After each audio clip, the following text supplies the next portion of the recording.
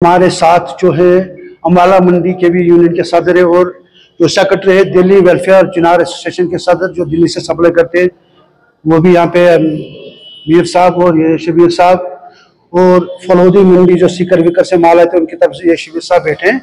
आज हमारा मुद्दा मकसद है कि शायद आप लोगों को पता है कि पिछले कुछ दिनों से ये मीडिया पे चल ही रहा है कि हमारे साथ क्या हो रहा है मतलब पंजाब में।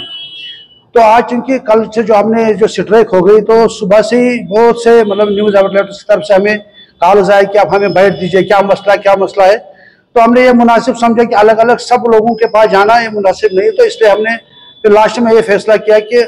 हम एक साथ सबके साथ बात करेंगे। और इसमें चूंकि हम कश्मीर इकनॉमिक्स अलायंस के इकाई भी और हमने जो कश्मीर अलायंस के को चेयरमैन फारूक साहब हैं तो इसको भी हमने बुलाया। तो हमने कहा कि मुनासिब रहेगा कि कश्मीर इकनॉमिक्स अलायंस की बैनर तले ये सारा कुछ पहले भी हमने किया था और आज भी उसी के बैनर तले चल रहा है। तो हमने ये मुनासिब समझा कि आज हम आप सबको एक साथ ही इस बारे में बता दें कि जो हमारी जो स्ट्राइक है हमने कोई स्ट्राइक नहीं की बल्कि हम पे थोपी गई है, हमें मजबूर किया गया है कि आप लोग सप्लाई बंद कर दो। ना हमें कोई शौक है और ना कारोबारी एतबार से हमारे लिए मुफीद है, क्योंकि ये वो टाइम होता है कि जब हम 10 रुपए कमाते हैं और इसी टाइम हम सबसे ज्यादा बिजनेस करते हैं। लेकिन बदकिस्मती का मुकाम है कि इसी टाइम हमें लूटा जा रहा है। और ये हमने पिछले तकरीबन 20 दिन से हम आप लोगों की वसादत से तो मुझे लग रहा है सरकार तक भी पहुंचा और मैंने खुद भी मतलब जो सीएम साहब की जो राब्ता साइट है उस पर भी मैंने मेल डाले, वहां से अच्छा रिस्पॉन्ड मिला।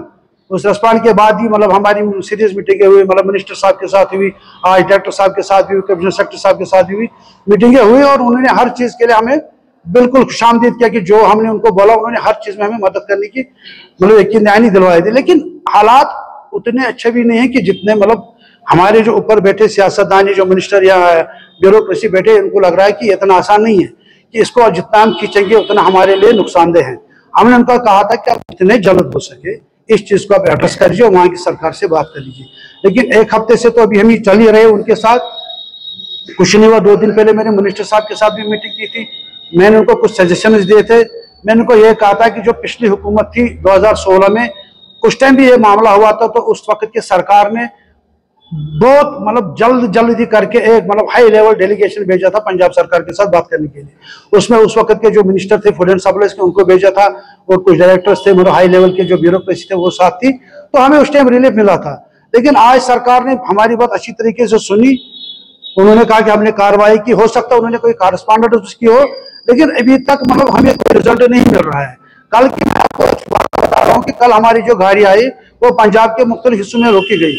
और किसी से 20,000 ले गए, क्योंकि वो मैंने कल शेयर भी किए वो मतलब मीडिया में वो वोचर जो उनसे दिए गए, किसी से 20,000 ले, किसी से 25,000 ले, किसी से 15,000 ले, और जिसने भी देने से इनकार कर दिया तो उसको क्या किया, इसको वहीं पे हाल्टेज पे रखा। 3 घंटे 4 घंटे के बाद वो मजबूर हुआ उसको पैसे देने के लिए। और कल के डेट में जो मोर्टेलिटी हमारी हुई है टोटल उस एरिया में वो तकरीबन 12 से 14 लाख रुपए की मोर्टेलिटी हुई, ऊपर से हमने तकरीबन 8-10 लाख रुपए का तावान भी दिया है। तो फिर हमें जब रात को जो मुख्तलिफ मंडियों से हमारे सबने ये फैसला किया कि जब तक ये मामला ठीक नहीं होगा, ये तावान बंद नहीं होगा, हम तब तक लाइफ स्टॉक की सप्लाई कश्मीर के लिए रोक देंगे। ये इस टाइम हर मंडी में मतलब हिंदुस्तान के जितनी मंडियों में से हम ला रहे हैं हर मंडी में इस टाइम लाइफ स्टॉक की जो सप्लाई सारी मंडियां बंद पड़ी है। तो आज भी हमारी सरकार से बात हुई थी, डायरेक्टर साहब से बात हुई थी, कमिश्नर साहब से बात हुई थी, उन्होंने यकीन दहानी करवाई, उन्होंने एक डेलीगेशन की भी हमें यकीन दहानी वगैरह भेजेंगे। लेकिन जिस लेवल का वो डेलीगेशन भेजना चाहते हैं मुझे नहीं लग रहा उस लेवल पे बातचीत हो पाएगी। तो हमारी यही कोशिश रही कि जितनी जल्द सरकार इसमें कोशिश करेगी एक हाई लेवल डेलीगेशन तैयार करे, पंजाब सरकार के साथ बात करे, मतलब उनसे बात करने से कुछ होगा, क्योंकि हम खुद ही बात करते हैं उनके साथ। हम मतलब पंजाब के जितने भी ब्यूरोक्रेट्स है या मिनिस्टर है हमने उनके नोटिस में लाया हुआ है, लेकिन हायर लेवल पे जब वो कार्रवाई करते हैं तो नीचे जाके वो फिर रुक जाती है। इसलिए आज इसीलिए हमने आपको बुलाया था कि हम एक साथ सबको इस बारे में अवेयर करें कि जो हमारी जो स्ट्राइक थी इसको आप मतलब ये ना कहे कि हमने स्ट्राइक, हमें मजबूर किया गया कि आप लोग सप्लाई रोको।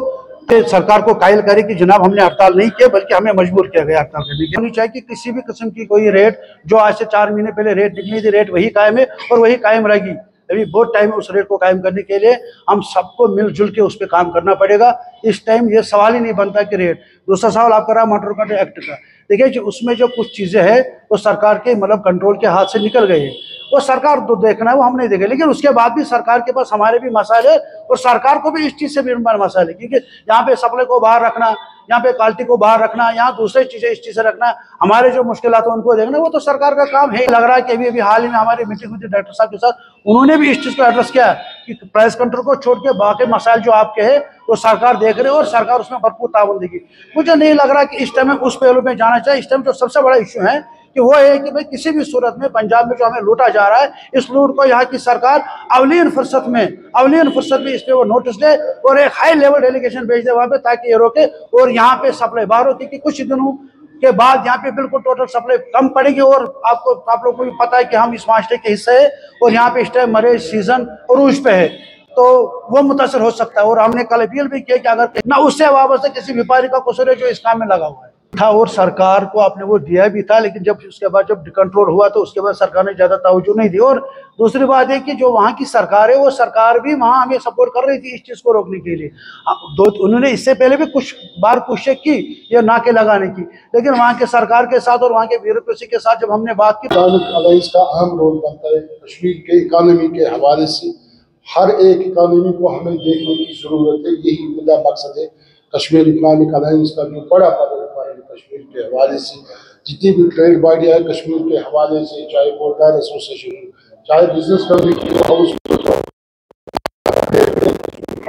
के साथ, लिहाजा करके ये हमें लग रहा है अगर सरकार ने बेतुलार इसमें बरत दिया स्टेट के हवाले से, यहाँ की ब्यूरोक्रेसी ने, यहाँ की सरकार ने, मेरे ख्याल से सबसे ज्यादा अगर नुकसान होगा यहाँ के लोगों का होगा ये नुकसान, क्योंकि मेरे ख्याल से इसके लिए हम तैयार नहीं है। अगर हमारे लोग सफर हो जाएंगे, मैंने कहा अगर हमारी इकानमी सफर हो जाएगी, क्योंकि हमारा मुद्दा मकसद यही है हमारी इकानमी बूस्ट होनी चाहिए जम्मू कश्मीर के हवाले से। ये मकसद है कश्मीर इस्लामिक अलायंस का। लिहाजा करके जो रेडिया है पंजाब सरकार की तरफ से पिछले 2 महीनों से जो सिचुएशन आ रही है, पंजाब कोटदार बाई है, वहाँ से जो माल आ रहा है पंजाब से या गाजीपुर मंडी से या सीकर राजस्थान से, उनको लूटा जा रहा है पंजाब सरकार की तरफ से। मैं उससे नहीं दिखाया महराज साहब ने, लिहाजा करके हम कोशिश करें कि कश्मीर इस्लामिक अलायंस की तरफ से, ताकि हमारे लोग सफर नहीं होना चाहे। तो फिर मुश्किलात आने वाले होंगे, इस पे हम मतलब ये नहीं कहें कि नहीं होंगे, लेकिन अब ये सारा लायामल जो है सरकार को तय करना है। हमसे जो होता था अब तक हमने किया, 1 महीने तक हमने जो बोझ उठाना था बोझ उठा दिया, अब हम में वो दम नहीं है, अब हम मतलब थक गए हैं, तो इसलिए हम थक के अब बैठे हैं। तो अब सरकार अगर चाहेगी तो वो कल इस पे इनिशिएटिव ले सकते हैं, सरकार के पास उतना बड़ा मसला भी नहीं है।